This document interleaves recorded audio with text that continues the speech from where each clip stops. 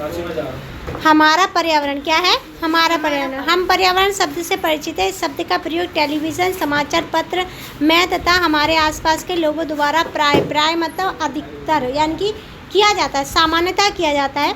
हमारे बुजुर्ग हमसे कहते हैं कि अब वातावरण नहीं रहा, पर्यावरण वातावरण नहीं रहा है जैसे पहले था। दूसरे कहते हैं नमस्ते, हमें स्वास्थ्य पर्यावरण में काम करना चाहिए। पर्यावरण समस्या पर चर्चा के लिए विकसित एवं विकासशील देशों के वैश्विक सम्मेलन भी नियमित रूप से होते हैं।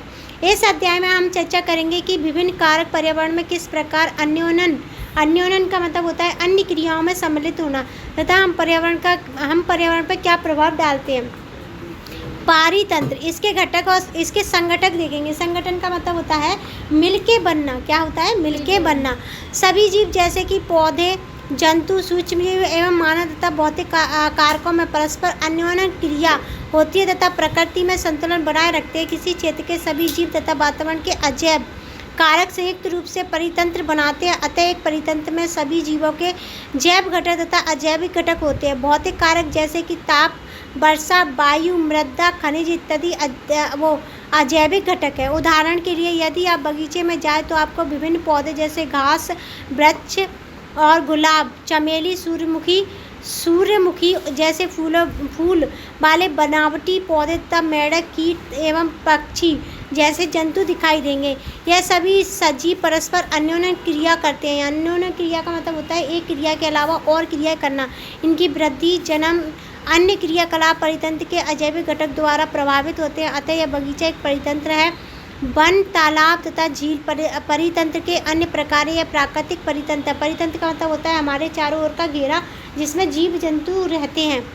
जबकि बगीचा तथा खेत मानव निर्मित परितंत्र है, यानी कि मानव के निर्मित। देखो, एक तो होता है परितंत्र का मतलब होता है हमारे चारों ओर स्थित ऐसा घेरा जिसमें जीव जंतु रहते हैं।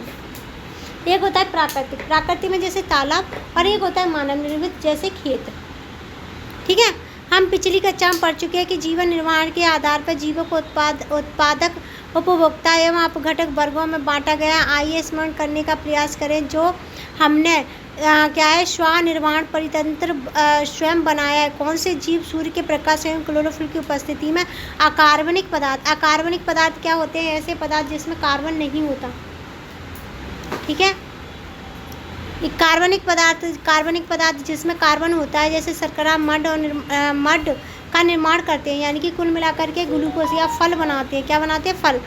सभी हरे पौधे नील हरित शैवाल जिसमें प्रकाश संश्लेषण की क्षमता होती है इसी वर्ग में आते हैं जिन्हें उत्पाद कहते हैं। सिंपल भाषा में समझेंगे, इस पैराग्राफ में हमें बोला गया है ऐसे पेड़ पौधे जो अपना खाना खुद बनाते हैं उन्हें बोलते हैं उत्पाद। क्या बोलेंगे उन्हें? उत्पादक। क्या बोलेंगे उसे? उत्पादक। अच्छा, ऊपर देखेंगे। अच्छा, क्रियाकलाप में छोड़ रही हैं। सभी जीव प्रत्यक्ष दिस इज अ प्रत्यक्ष एंड डायरेक्ट फॉर्म। परोक्ष का मतलब होता है इनडायरेक्ट फॉर्म। परोक्ष शब्द आता है ना, तो हम हो तो रहा है काम लेकिन हमारा इन्वॉल्वमेंट नहीं है रूप से अपने निर्वहन मतलब क्या होता है? चलाना हेतु उत्पादकों पर निर्भर करते हैं। या जीव जो उत्पादक द्वारा उत्पादित भोजन पर प्रत्यक्ष अथवा परोक्ष रूप से निर्भर करते हैं। निर्भर मतलब डिपेंडेंसी। उपभोक्ता कहलाते हैं। कुल मिलाकर के ऐसा है जैसे देखो, हम पालक खाने के लिए किस पर डिपेंड करते हैं? पालक पे। तो हम क्या है? उपभोक्ता हैं। क्या है? हम उपभोक्ता। जब हम किसी भी चीज़ को किसी से लेते हैं, पेड़ पौधों से लेते हैं या सूर्य से लेते हैं, तो हम क्या होते हैं? उपभोक्ता। कौन होते हैं? उपभोक्ता।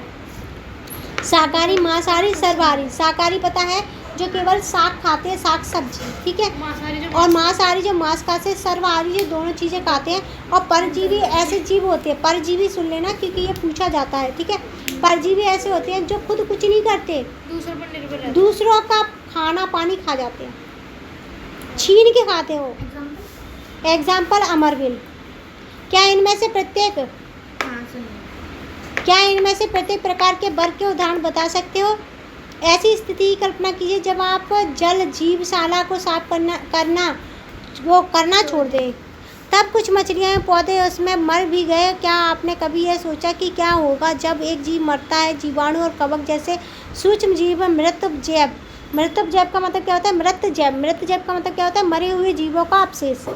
का अपमर्जन करते हैं। अपमर्जन का मतलब होता है चेंज करना, क्या करना, या उन्हीं को तोड़ना। अपमर्जन का मतलब होता है तोड़ना, क्या होता है, तोड़ना। अपघटक करना, अपघटन करना, क्या करना, अपघटन करना, चेंज करना। हाँ। यह सूक्ष्मजीवी अपमार्जक कहलाते हैं क्योंकि यह जटिल कार्बनिक पदार्थों को सरल कार्बनिक पदार्थ में, सरल देखो, कार्बनिक पदार्थों को अकार्बनिक पदार्थ में बदलते हैं जो मिट्टी में चले जाते हैं तथा पौधों द्वारा पुनः उपयोग में लाए जाते हैं। इनकी अनुपस्थिति में मृत जीवों एवं पौधों पर क्या प्रभाव पड़ेगा? क्या अपमार्जकों के ना रहने पर भी मृदा की प्रकृति पुनः प्राप्ति होती है? अब देखेंगे हम आगे आहार श्रृंखला एवं जाल देखेंगे। टाइम हो गया।